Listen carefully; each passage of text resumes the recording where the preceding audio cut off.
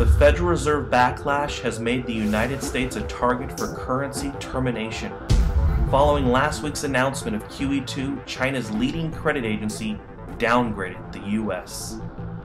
China's vice finance minister said the U.S. isn't living up to its responsibility as an issuer of a global reserve currency. The Fed's move doesn't take into account the effect of this excessive liquidity on emerging market economies. Brazil's president-elect. The last time there was a competitive devaluation of currencies, it ended up where it did, the Second World War. The finance minister in the Eurozone said that I don't think it's a good decision. You're fighting debt with more debt. In reaction to global tensions, President Obama stated that the Fed's mandate, my mandate, is to grow our economy. Not only is this not President Obama's constitutional mandate, the Fed has a horrible record of growing an economy. Since the creation of the Federal Reserve, the US dollar has lost 97% of its value. The Fed is now creating so much inflation that as of March of 2008, they stopped officially reporting M3 money supply. The Fed's track record since its creation is bubbles, depressions, recessions, and of course their main purpose, banker bailouts. The Federal Reserve inflates the money supply.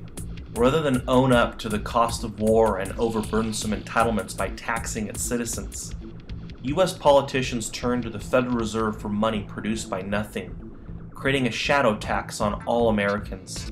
Inflation is the worst tax of all, hurting those weakest in our society. The poor and middle class are paid and save exclusively in Federal Reserve banknotes. They feel good with money in the bank because they are told that the nominal amount is protected. Sadly, of course, as the Federal Reserve inflates to help the Treasury meet its unsustainable obligations, the savings held by the poor and middle class lose real value. The cost of living rises, creeping in slowly. The bankers get to spend the freshly created dollars at their maximum value, while the common man works harder but makes less in value. There's an old saying that a dollar earned is a dollar saved, but that's impossible with the Federal Reserve System. With real inflation north of 5%, $1 today will only have a real value of 95 cents the following year. Of course, economists will tell you that prices are rising, but in reality, money is falling. Congressman, I couldn't agree with you more that inflation is a tax. 40 years ago, a silver dollar could have purchased 4 gallons of gasoline, and today, because of the silver in it, it can still purchase 4 gallons of gasoline. However, the paper dollar currency backed by nothing hasn't fared as well. It now takes $3 to purchase a gallon of gasoline. Again, no one notices the slow death of a fiat currency, but one thing we do know is that they all die. So far in the world, we have seen just over 3,800 fiat currencies, and they have all become worthless. Meanwhile, honest money, gold, silver, or anything not created by man still holds value, just as it held value 5,000 years ago. The Federal Reserve System injects artificial stimulus into the economy every day. The Fed loans money to the banks loan money to people and governments. This distortion in the marketplace creates businesses, wars, entitlements, and demand that we don't need. Where would housing prices be without all this money in search of a borrower? Housing prices from 1610 to 1913 had zero inflation relative to income.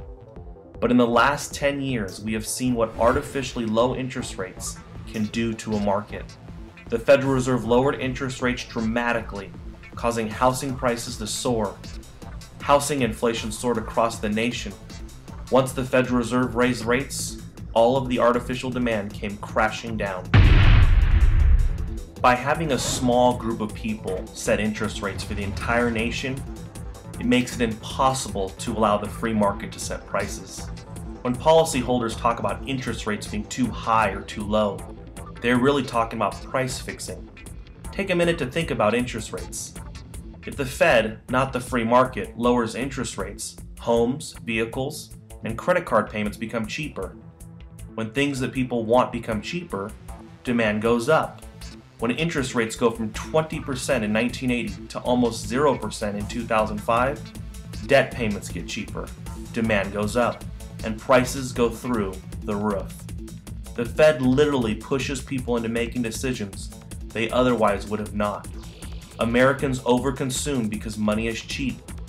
It's only a $200 payment for that new car, or a $15 a month payment for those new shoes.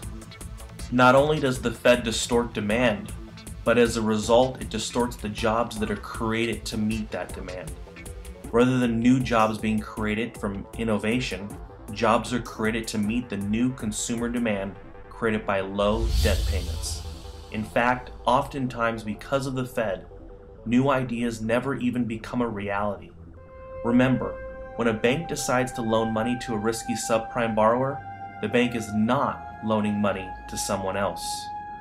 If the American people want to put power back into their hands and enjoy the fruits of their labor, we must fight to end the Federal Reserve. Right now, the National Inflation Association is projecting hyperinflation in the United States by the year 2015.